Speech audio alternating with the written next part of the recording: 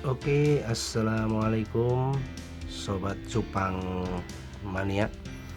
Pada video kali ini kita akan bagi tips bagaimana kita mengetahui atau apa saja penyebab cupang kita kuncup.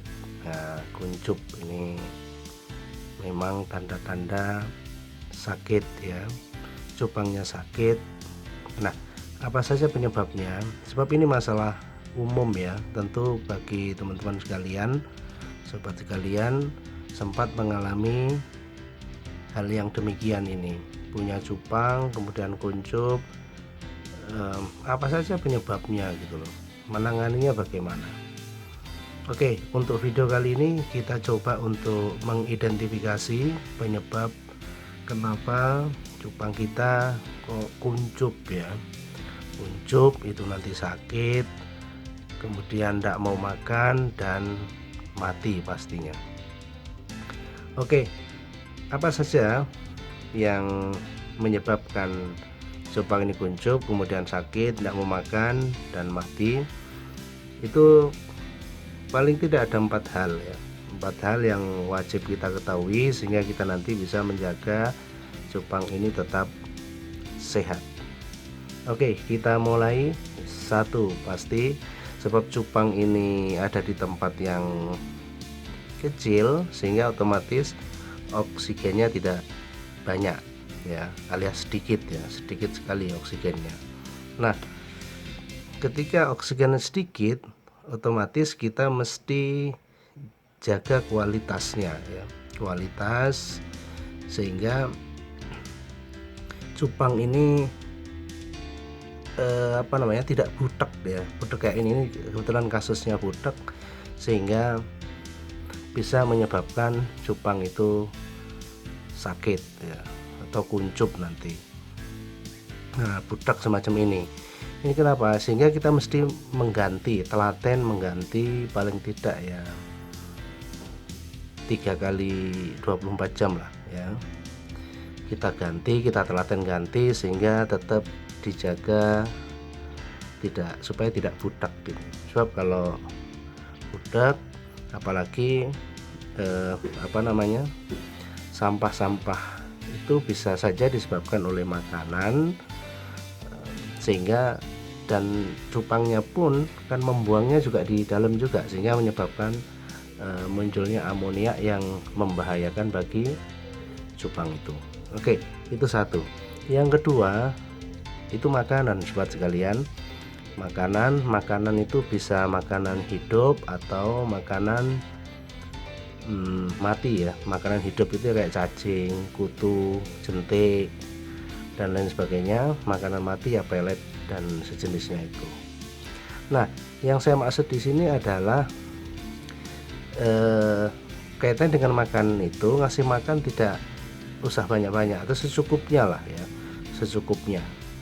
Kalau secukupnya ya kita tahulah ya, tubuh cupang kecil, mulutnya juga kecil, lambungnya kecil sehingga makanan secukupnya atau sedikit itu malah lebih baik ya. Jangan sampai kebanyakan. Kalau kebanyakan ini malah akan menyebabkan masalah ya. Ini contoh kasus ya, kebetulan tepat sekali saya buat video ini. Ini saya kasih makanan hidup, cacing, itu kelihatan masih cacingnya, cacing dan sedikit kebanyakan sehingga cacingnya itu tidak dimakan kemudian menjadi penyakit bagi ikan itu. Atau makanan yang mati tadi, pelet, kalau kebanyakan juga masalah, dia akan mengendap semacam ini ya, mengendap kemudian menjadi amonia yang membahayakan bagi cupang itu. Jadi dia jadi kuncup, sakit, tidak mau makan dan tentu mati kan, eman gitu ya. Oke, itu yang kedua sobat cupang sekalian. Kemudian yang ketiga itu suhu ya, suhu. Ini kan kebetulan cuaca panas kemudian jadi dingin, ini juga bisa menyebabkan cupang itu kuncup ya, cupang itu kuncup. Nah kalau sudah kuncup jadi enggak sehat ya, enggak stabil ya, enggak medok lah istilahnya, dia ngawang-ngawang begini enggak sehat kan, eman ya. Ini cupang hias jenis koi yang bagus lah kalau enggak kuncup. Ini kalau kuncup kan kelihatan tidak bagus. Nah cuaca panas ke dingin atau dingin ke panas itu juga mesti dijaga ya, dijaga supaya tetap kondisinya stabil, sehingga nanti pH nya juga mesti dilihat juga supaya tetap stabil. Itu yang ketiga. Yang keempat tentunya cupang jenis hewan lunak, hewan yang tidak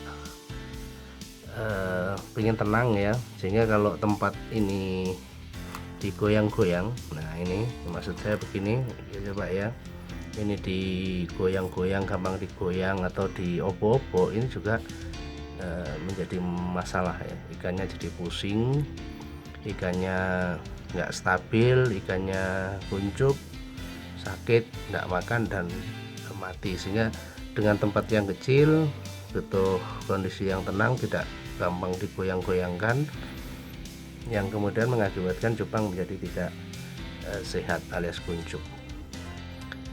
Oke, itu sobat cupang sekalian, tips kita untuk menjaga supaya cupang tidak kuncup.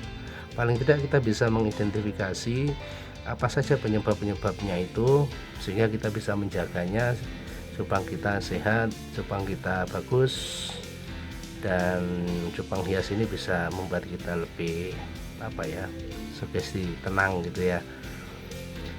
Nah untuk selanjutnya kita selesai di sini video ini, paling tidak kita tahu bisa mengidentifikasi. Kemudian besok di video selanjutnya nanti akan kita buat video pendek juga tentang bagaimana mengatasi kuncup dalam waktu yang singkat, simple, singkat, dan hasilnya juga positif.